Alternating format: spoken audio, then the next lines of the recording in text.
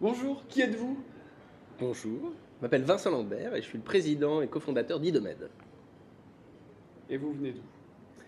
Alors on vient du monde de la coordination des organisations de santé. D'accord. On est basé en Île-de-France et chez Idomed, ce qu'on fait, c'est qu'on fait une sorte de WhatsApp pour les professionnels de santé. L'objectif, c'est de fluidifier la communication pour les professionnels au quotidien. Et vous êtes implanté dans plusieurs endroits actuellement? On est implanté bien en Normandie. Ouais. On travaille notamment avec la CPTS du Havre. On est très implanté depuis début 2020 maintenant. Donc il y a un peu plus de 700 professionnels au Havre qui utilisent Idomed. Et il y a d'autres régions en Normandie. Je ne sais pas si je peux citer la CPTS Bray-en-Brel par exemple, ou pas mal de maisons, de pôles de santé qui utilisent Idomed pour communiquer au quotidien, pour faire de la téléconsultation en fonction des usages locaux. Et pourquoi vous êtes venu à ce salon d'outils d'aide à la coordination? Bah, nous, on s'adresse aux organisations type MSP et CPTS qui cherchent un outil justement pour fluidifier leur coordination quotidienne. Donc c'est vraiment exactement les discussions qu'on cherche à avoir avec ces organisations. D'accord.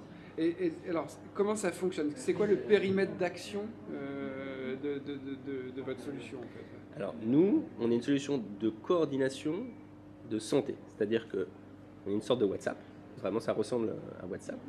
On permet d'échanger, il y a une messagerie instantanée, d'échanger des messages, des photos, des ordonnances, etc. Dans un cadre très simple, très libre, qui permet en fait de se coordonner autour de patients donnés, en parlant de patients, de médecine, et autour de thèmes.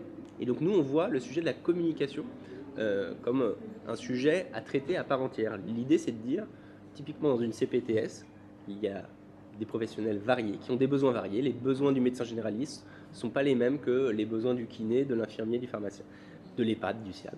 Mais tous ces interlocuteurs-là, ils ont un besoin en commun, c'est de pouvoir se parler, communiquer entre eux au quotidien. C'est vraiment ça qu'on essaie de faire. Et qu'est-ce qu'il y a de plus qu'une messagerie sécurisée? Est-ce que vous développez autre chose? Alors, la différence par rapport à WhatsApp, par exemple. Ouais. Bon, d'abord, nous, vous avez réglementairement le droit d'utiliser Idomed pour échanger des données de santé, ce qui est parfaitement interdit sur WhatsApp. Mais ça ne suffit pas. Un gros sujet, c'est de pouvoir séparer en fait la vie personnelle de la vie professionnelle. Ça s'incarne par plusieurs choses. Le week-end, vous n'avez pas forcément envie de mélanger dans votre WhatsApp les photos avec vos cousins, avec la photo de plaie envoyée par un infirmier ou la demande d'un pharmacien sur une ordonnance. Il faut que vous puissiez couper. Et donc, avoir Idomed, déjà, ça vous permet de dire, quand vous voulez, arrêter les notifications pro, vous coupez les notifications Idomed et vous continuez à utiliser WhatsApp pour votre plaisir. Par ailleurs, dans une CPTS, WhatsApp, ça fonctionne par le numéro de téléphone personnel. Donc c'est un outil qui est en fait intimement lié à un usage personnel. Dans une CPTS, avec Idomed, vous cherchez le nom du professionnel avec lequel vous voulez échanger ou le nom de la structure et vous pouvez lui envoyer un message. Donc vous sortez en fait de ce fonctionnement autour d'un numéro de téléphone personnel. C'est ça le cœur vraiment de la valeur ajoutée d'Idomed.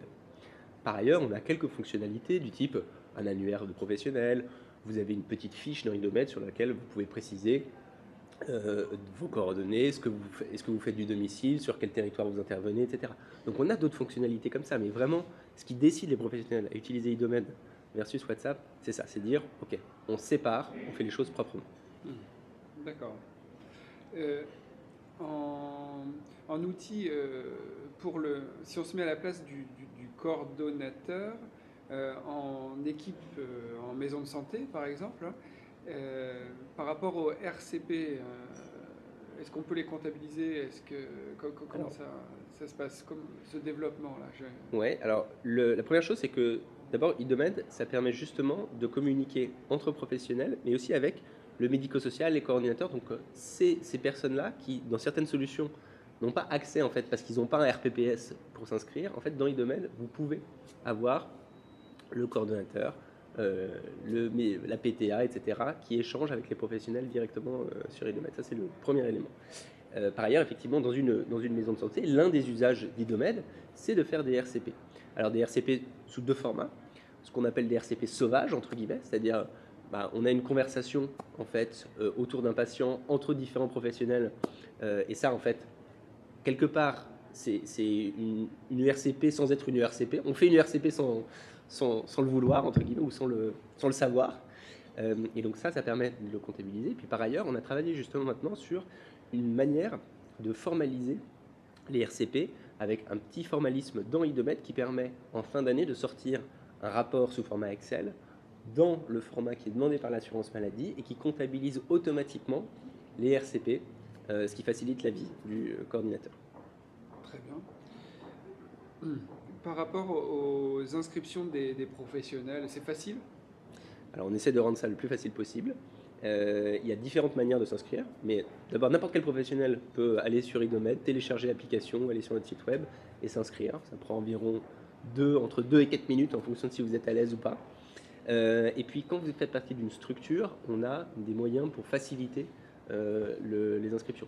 En fait, ça dépend. Si vous êtes une CPTS, par exemple, on peut vous créer un code qui vous permet de vous inscrire en étant rattaché directement à l'organisation. Si vous êtes une maison de santé, on peut même, si vous avez toutes les coordonnées des professionnels, dans une maison de santé, on vous dit, vous nous envoyez un fichier avec tous les prénoms, noms, adresses email, et puis nous, on crée tous les comptes, et puis chacun reçoit un email avec un lien pour choisir son mot de passe et finaliser son inscription.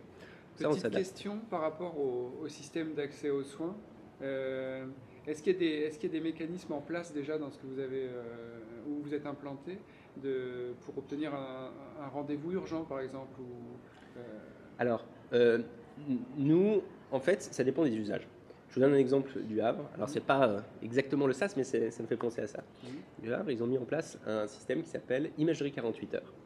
L'idée, c'était que les médecins traitants voulaient pouvoir avoir des rendez-vous pour leurs patients quand ils estimaient que c'était nécessaire, dans un délai plus rapide que les 3 mois habituels pour avoir un rendez-vous sur le territoire.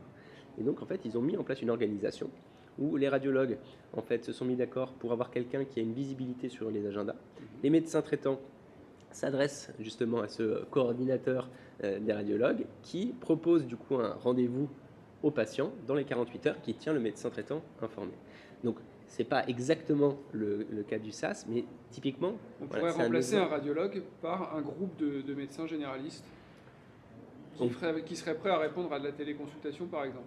Voilà, par exemple. Et ça dépend. En fait, au fond, nous, on est vraiment un facilitateur. C'est-à-dire que nous, on n'arrive pas avec une idée préconçue de comment les organisations doivent fonctionner. Ce qu'on dit, c'est qu'il faut un outil très simple qui va justement s'adapter à la manière dont les organisations veulent fonctionner. D'accord. Bon, vous avez répondu à plein de questions. Qu'est-ce qui vous distingue des autres? Alors, d'abord, il n'y a pas beaucoup d'autres aujourd'hui qui travaillent sur des solutions de coordination vraiment en santé. Il y a des solutions pour organiser, par exemple, des CPTS, mais qui ne permettent pas de parler des patients. Il y a assez peu de solutions aujourd'hui qui essaient de proposer une solution de coordination autour des patients. Nous, ce qui nous distingue, c'est que d'abord, on essaie de faire quelque chose de très simple et de très fluide. C'est-à-dire qu'on essaie de faire peu de choses, mais de les faire très bien. Et on pense qu'il vaut mieux faire une solution qui soit très simple et qui fonctionne bien. Fonctionner bien, ça veut dire que c'est fluide, je l'ouvre, elle s'ouvre rapidement, je trouve facilement ma conversation, mon interlocuteur, mon message part, même quand j'ai un réseau qui n'est pas génial, mes notifications sont envoyées à tout le monde. En fait, ça, c'est des petits détails, mais on pense qu'il vaut mieux se concentrer sur faire ça très très bien, plutôt que d'essayer de faire une solution qui a 12 000 fonctionnalités, qui essaie de tout faire, mais qui fait rien de tout ça très bien. Très bien, merci. Avec plaisir.